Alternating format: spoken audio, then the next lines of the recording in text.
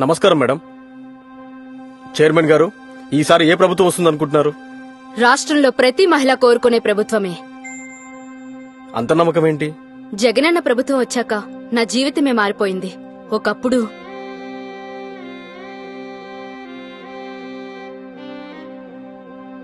ఏయ్, తొందరగా కాని, బట్టలు ఉతకాలి, గిన్నెలు కడగాలి. లక్షల్లో కట్నమిచ్చే వాళ్ళని వదులుకొని వద్దురా అని ఎంత చెప్పినా వినకుండా ఈ ముద్రష్టబ్దాన్ని తీసుకొచ్చి మా నెత్తిన పెట్టాడు. ఇదంతా మా కర్మ. దీన్నని ఏం లాభం?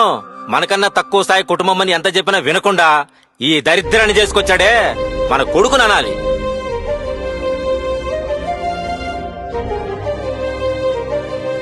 కానీ నేడు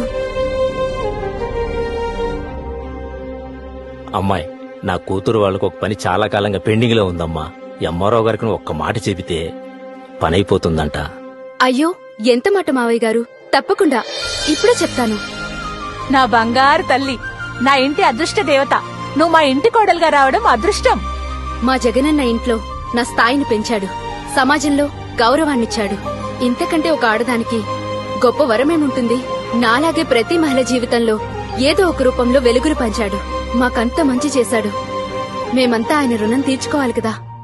మరి ఈ రాష్ట్రంలో ఆడవాళ్లు ఏ ఒక్కరైనా పొరపాటునైనా వేరే పార్టీలకు ఓటేస్తారా?